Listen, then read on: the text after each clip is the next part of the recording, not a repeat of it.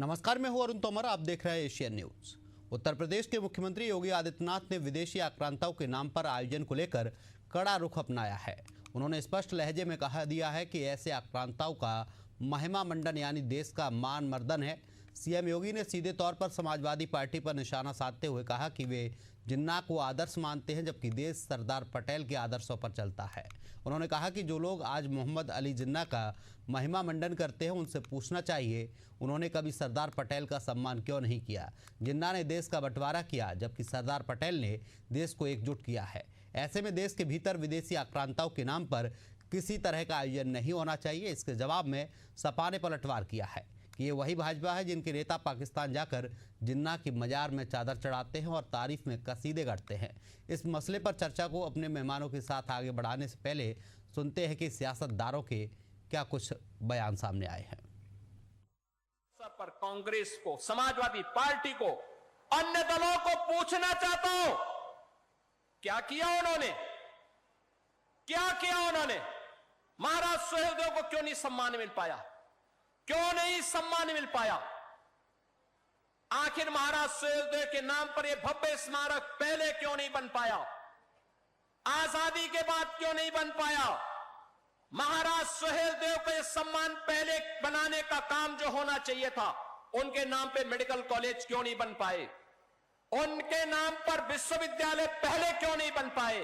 क्योंकि vote bank की तो चिंता थी, लेकिन महापुरुषों का नाम अगर रख देंगे तो कहीं तुष्टीकरण की नीति फेल न हो जाए और मुस्लिम वोट बैंक के नाते वे लोग उन विदेशी आक्रांताओं के खिलाफ एक भी शब्द नहीं बोलते थे। और देखिए, इतिहास गवाह है कि भारतीय जनता पार्टी सिर्फ नफरत और सांप्रदायिकता की राजनीति करती है। इसके अलावा भारतीय जनता पार्टी के पास कोई मुद्दा नहीं है।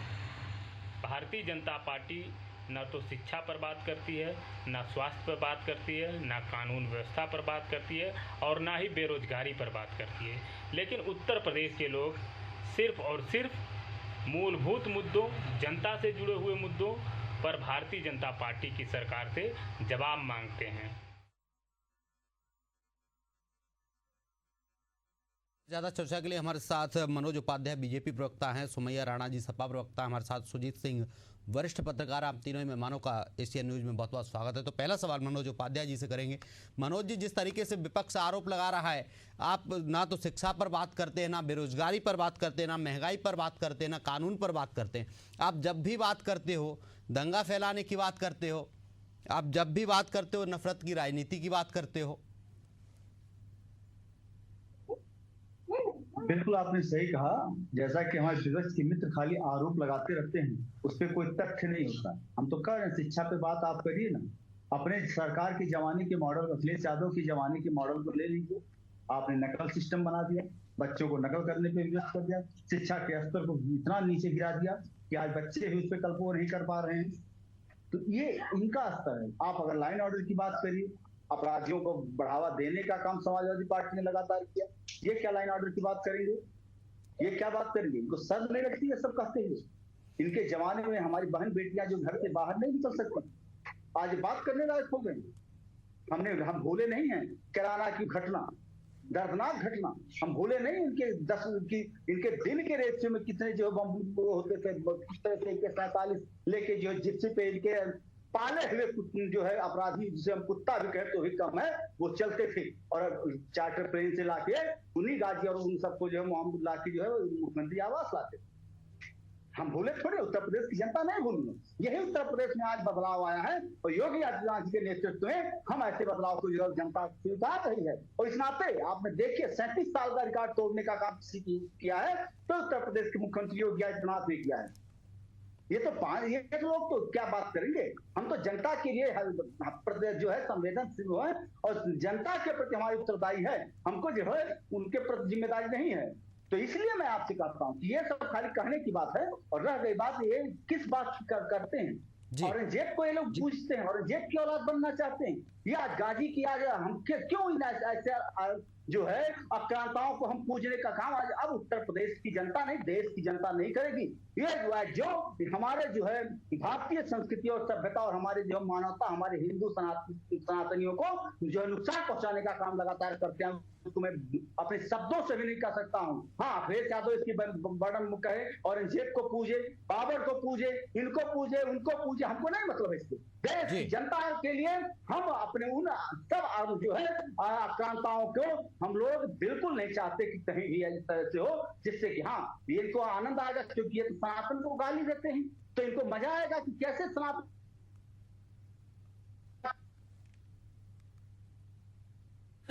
फाड़ने का काम करता, उसको ये जो प्रमोशन करते अपने पार्टियों में, आज हम इसको भूल नहीं सकते। जनता भूली है, इनको शर्म आनी चाहिए। इस नाते जनता इनको जवाब दे रही, अभी भी इनकी आंखें नहीं खुल रही है तो क्या करें। इनकी आंखें खोलने के लिए जनता 27 में देखेगा फिर से, जब भाजपा का बटन दबेगा, और तब इनके समझ में तब भी नहीं आएगा, क्योंकि ये बच्चे हैं, बचकानी बातें करते रहेंगे, इसलिए तो इस पे जनता सीरियस नहीं ले रही है। हाँ, हम आज भी एक बहुत डंके की चोट पे कहते हैं कि हम किसी भी आक्रांता को बर्दाश्त नहीं करेंगे। आज उनकी महिला मंडल होने से हम लोग लगातार रोकने का काम करेंगे, क्योंकि जनता के किसी भी बात, जिसका भी खून बहाने का काम इन्होंने किया है, तो जाहिर सी बात है उनको हम लोग रोकने का काम करेंगे और जनता के बीच में आएंगे। हम तो कर हम जा रहे जनता के बीच में, ये भी चले जनता के बीच में। जनता की अदालत सर्वोपरि होती है लोकतंत्र में, क्योंकि आज जनता की अदालत में जनता के फैसले, जनता की सुख अगर हम करेंगे तो इसी नाते उत्तर प्रदेश में न्याय प्रिय जो है सन्यासी को बैठाया गया है, जो उस कुर्सी पे बैठा है और लगातार न्याय करते आ रहा है। तो इसलिए जनता बिल्कुल मनोज जी, सुमैया राणा जी सवाल कर लेते हैं। सुमैया जी, जिस तरीके से बीजेपी कह रही है कि विदेशी आक्रांताओं के कसीदे पढ़े जा रहे हैं, उनके सम्मान में बातें की जा रही है, देश में महापुरुषों की कमी है, अपने देश के महापुरुषों के सम्मान में बात कीजिए। नहीं, देश में महापुरुषों की तो वाकई कमी नहीं है। देश के निर्माता, देश के राष्ट्रपिता महात्मा गांधी जी की हत्या करने वालों को ये अपना आदर्श मानते हैं, और उसके बाद बातें इतनी बड़ी बड़ी करते हैं। आक्रांताओं के पीछे पड़ गए, क्योंकि उनको मालूम है इस मुद्दे को छेड़ेंगे तो हम ये दिखाने में थोड़ा सफल हो सकते हैं कि हम बहुत बड़े विदेशी आक्रांताओं की बात बीजेपी कर रही है कि विदेशी आक्रांताओं के कसीदे ना गढ़े जाए। सुनिए, मुझे देखिए, आपने उनको बड़ा टाइम दिया, मुझे बोलने दीजिए, और मैं चाहती हूँ मेरे बीच में कोई बोले ना जी। पहली चीज तो ये कि वो यहाँ बैठ के आक्रांताओं के बारे में बात कर रहे हैं, क्या वो यहाँ बैठ करके नाथूराम गोडसे के ऊपर लानत मलामत करेंगे?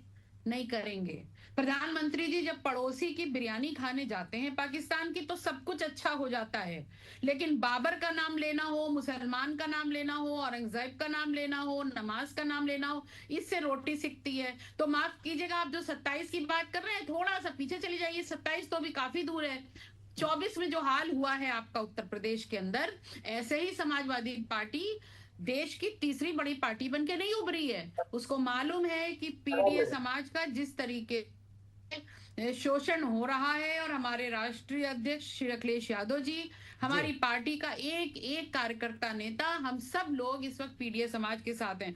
आप किसकी बात करते हैं? आप कह रहे हैं कि हम जो है ओबीसी के खिलाफ हैं। अरे आपने तो इस देश की इतनी बड़ी संसद के सांसद, इतनी बड़ी रामलाल जी सुमन के पीछे जिस तरीके से हमले हो रहे हैं, किस लॉ एंड ऑर्डर की बात करते हैं? आपकी ही एक बड़ी नेत्री ये कहती है भारतीय जनता पार्टी की कि शाम को 5 बजे 6 बजे के बाद महिलाएं थाने अकेले ना जाएं, और आप कह रहे हैं महिलाएं सुरक्षित है। वाह वाह वाह वाह। हाथरस में दलित बच्ची को पेट्रोल डाल के रातों रात पुलिस के द्वारा जलवा दिया जाता है, आप डंके पीट रहे हैं। मणिपुर चले जाइए, 84 दिन तक यूपी की बात कर ली जाए सुमैया जी, कानून व्यवस्था क्या दुरुस्त नहीं हुई उत्तर प्रदेश में? शर्म आनी चाहिए भारतीय जनता सुमैया जी, उत्तर प्रदेश में कानून व्यवस्था दुरुस्त नहीं हुई क्या? मुख्यमंत्री को तरीके की भाषा का इस्तेमाल वो करते हैं, सिर्फ अपनी रोजी रोटी जो उनकी चल रही है सत्ता के बल पे, उसको कायम रखने के लिए, माफ कीजिएगा, ये पूरी तरीके से देश की जनता के साथ खिलवाड़ करना है। आप मुझे बता दीजिए कि आपके 15 लाख रुपए किसके खाते में चले गए? करोड़ों नौकरियों की बात हो रही थी, कितनों को मिल गई? मुझे आप यही 2 सवालों का जवाब दे दीजिए। बीजेपी कुछ कहना चाह रहे थे मनोज जी। पहली चीज तो वैसे भी ये इनसे पूछिए, ये औरंगजेब की महिमा मंडन करने के लिए आज भी तैयार है। उन्होंने आपसे सवाल किया है, वो कह रहे हैं हमारे 2 सवालों के जवाब दे दीजिए, फिर वो आपके सवालों का जवाब दे देंगे। क्या कह रहे हैं? उन्होंने आपसे 2 सवाल किए हैं कि आप बेरोजगारी पे बात नहीं करना चाहते, आप 15 करोड़ रुपए पे बात नहीं करना चाहते, और करोड़ों नौकरियां कहाँ दे दी गई? औरंगजेब किताबों में सिमट के चले गए।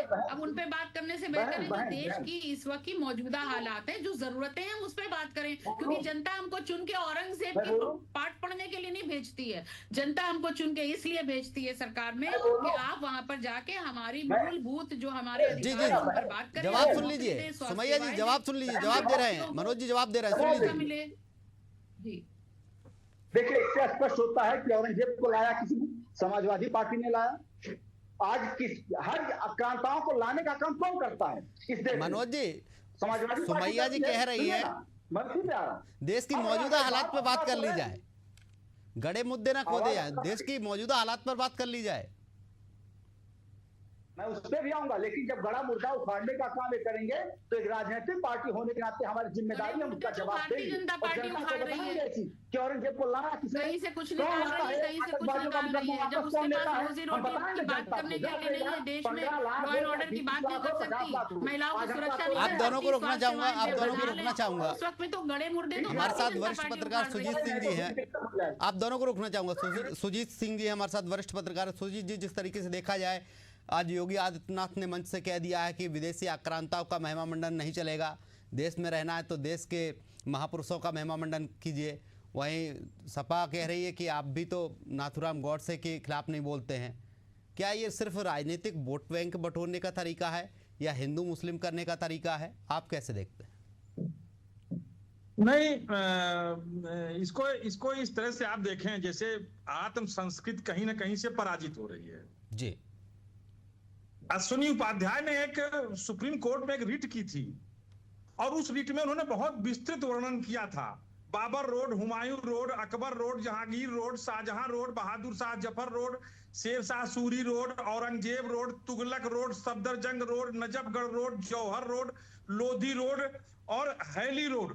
खांडवा प्रस्थ, इंद्रप्रस्थ को दिल्ली कर दिया गया। अजात शत्रु बेगूसराय बेगू के नाम पर बेगूसराय कर दिया गया। नालंदा के आक्रांता के नाम पर शरीफुद्दीन के नाम पर बिहार शरीफ कर दिया गया। मिथिलांचल की संस्कृत शहर बंग को बदलकर दरबंग खान के नाम पर दरभंगा कर दिया गया। हरिपुर को हाजीपुर कर दिया गया। सिंहजनी को जलालाबाद कर दिया गया, जमालपुर कर दिया गया। विदेहपुर को मुजफ्फरपुर कर दिया गया। कर्णावती को अहमदाबाद कर दिया गया। इलाहाबाद, मुजफ्फरनगर, फैजाबाद। अरे भाई रखो नाम डॉक्टर अब्दुल कलाम के नाम पर, वीर अब्दुल हमीद के नाम पर। किसने रोका है इस देश में? आप विदेशियों के महिमा मंडन क्यों करेंगे? योगी आदित्यनाथ ने अपने स्थान पर जो कहा है वो बड़ी सही, बहुत सही कहा है। यहाँ लड़ाई भारत के अंदर नहीं हो रही है, भारत के अंदर मुझे नहीं पता था। वरिष्ठ पत्रकार हैं सुमैया जी, वरिष्ठ पत्रकार है सुजीत जी। मुझे मालूम है, मुझे मत बताइए। और क्यों उनको बनाए रखेंगे? पत्रकारिता से मेरा बहुत पुराना साबका है, शायद आप लोग नए हैं इसलिए मुझे नहीं जानते हैं।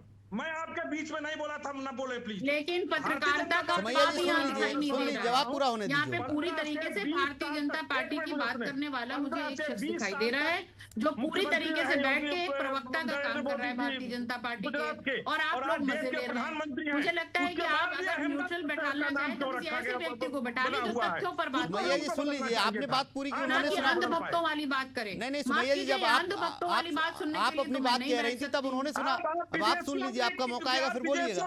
भक्ति करेंगी और हम देश की बात नहीं करेंगे। अरे अयोध्या तो नाम हो गया, उसके बाद भी लोगों ने हरा करके भेज दिया। हम जिता करके लाए सांसद को अपने नाम पर रखिए, जो तमाम भी मुस्लिम भगा दिए गए वहां से। रामपथ के नाम पे लोगों की बिल्डिंगें तोड़ दी, लोगों की रिहाइशें छीन ली, उन लोगों ने वहां से उनको चलता कर दिया। सुमैया राणा जी के पास ही आना चाहूंगा। सुजीत जी आपको रोकना चाहूंगा। सुमैया जी, नाम बदल सकते, सुमैया जी जिस तरीके से, सुमैया जी थाली से भोजन को मत मिटाइए। सुमैया जी जिस तरीके से बीजेपी सबका साथ सबका विकास की बात करती है, क्या सपा भी सबका साथ सबका विकास सब धर्मों को लेकर चलती है? देखिए, सबसे पहली बात तो ये कि ये फर्जीवाड़े के डायलॉग जो भारतीय जनता पार्टी ने निकाले, जुमलेबाजी है, इनका काम है। हम लोग धरातल पे काम करने वाले लोग, हमने अगर लैपटॉप वितरण किया तो कहीं पे ये नहीं कहा कि किस जात और धर्म के लोगों को देख करके दिया। अगर कन्या विद्या धन दिया तो मनोज जी सुन लीजिए, आपके पास आऊंगा। मनोज जी सुन लीजिए, सुमैया जी की बात पूरी होने दीजिए। दूसरी चीज ये कि जब पूरी तरीके से पिछड़ों और दलितों और अल्पसंख्यकों के साथ ये जिस तरीके का शोषण कर रहे हैं, ये साफ मनोज जी दर्शा सुन रहा है लीजिए, बात कि पूरी ये होने किस दीजिए। जात और आपका धर्म नंबर के आएगा, आप साथ बोलिए। हैं। इनका धर्म नफरत है, नफरत फैलाना है, इसके अलावा इनका कोई धर्म नहीं हो सकता। जिस तरीके से मणिपुर में नग्न अवस्था में महिलाएं घूम रही थी, ये कौन सा बेटी उत्तर बचाओ प्रदेश की बात कर बेटी लीजिए, बचाओ बात कर रहे थे। बात उत्तर प्रदेश की कर लीजिए, यूपी की बात चल रही है। किसी की बात नहीं आएगी। हाथरस कहाँ आता है, आजमगढ़ कहाँ आता है, फतेहपुर कहाँ आता है, मुझे बताइए सुनेगा कहाँ आता है? जहाँ पर बच्चियों के साथ रेप हो रहा है, कानपुर में हुआ है रेप। उससे पहले अभी परसों लखनऊ के अंदर हुआ है रेप। मैं उसकी गिनती में बताऊं आपको? ये कौन से लॉ एंड ऑर्डर की बात कर रहे हैं? कहाँ पे बेटियां सुरक्षित है, जहाँ पे महिलाएं सुरक्षित है? शर्म नहीं आती भारतीय जनता पार्टी के नेताओं को सड़क को हाईवे को ओयो होटल मनोज जी आपके पास आऊंगा, सुन लीजिए। मनोज जी सुन लीजिए, महिलाओं के संरक्षण की बात करते हैं, शर्म आनी चाहिए। मनोज जी सुन लीजिए। सुमैया जी जब आपकी सरकार थी उत्तर प्रदेश में, सुमैया जी जब आपकी सरकार थी उत्तर प्रदेश में, उस वक्त क्या क्राइम नहीं होता था, या क्राइम के आंकड़े ज्यादा नहीं थे उस वक्त जब सपा की सरकार थी उत्तर प्रदेश में? उस वक्त क्राइम नहीं था। इतना विकास नहीं हुआ था कि सड़कों को ओयो होटल बना दिया जाए। इतना नहीं हुआ था कि किस तरीके से जो ये गोंडा के जिलाध्यक्ष की जो सीढ़ी सामने आई है, वो सब तो वाकई कभी नहीं हुआ। ये बहुत ज्यादा प्रोग्रेसिव है। बिल्कुल सुमैया जी, रोकना चाहूंगा आपको। मनोज जी से सवाल कर लेता। मनोज जी, जिस तरीके से सपा प्रवक्ता आरोप लगा रही हैं कि कानून व्यवस्था उनके कार्यकाल में ठीक थी, जब सपा की सरकार थी उस वक्त कानून व्यवस्था इतनी खराब नहीं थी, अब कानून व्यवस्था बदहाल होती जा रही है। नहीं, वो तो जनता बताएगी, इनको जवाब दे नहीं जनता। हम तो कहते हैं लोकतंत्र जनता जनाब है, उसके कोर्ट में हम खड़े हैं। इनकी कानून व्यवस्था बहुत अच्छी थी। 405 के नारे लगा लिए, उसके बाद जनता के तैयार बैठी हुई है। जनता के साथ जो कर रहे हैं वो पलट के मिल रहे हैं। रोकने का काम नेता करते थे, बच्चे गलती होती है, इनको बचाने का काम करते हैं। अरे साहब, हाईवे पे जरा एक्सप्रेसवे में भी नजर डाल लीजिए थोड़ी देर को। एक्सप्रेसवे में भी नजर डाल लीजिए। जिस तरीके का जो सड़कों पर जो चल रहा है, सड़क या एक्सप्रेसवे का ये इस्तेमाल हो रहा है, इसलिए भारतीय जनता पार्टी एक्सप्रेसवे के वो बातें कर रही है।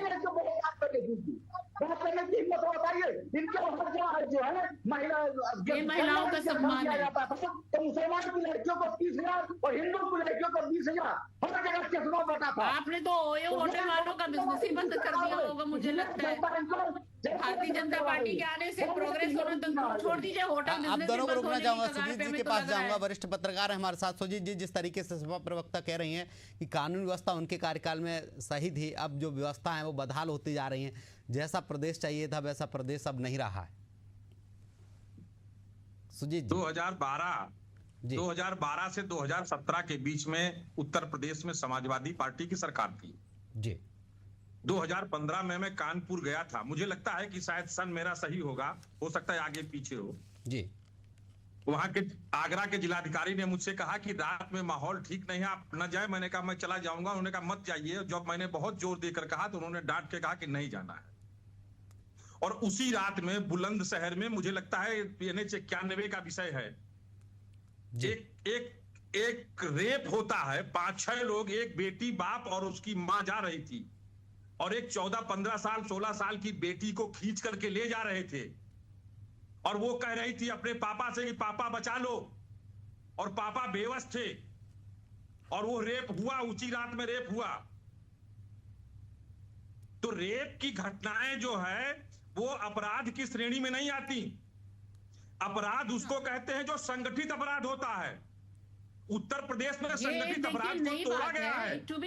हत्या, मेरी बात आप मुझे बोलने दें, उसके बाद आप बोले। नहीं है और रेपिस्ट अपराध उसको बलात्कार समाजवादी पार्टी की सरकार में भी हुए हैं, बलात्कार भारतीय जनता पार्टी के सरकार में हुए हैं, बलात्कार कांग्रेस की भी सरकार में होते रहे हैं।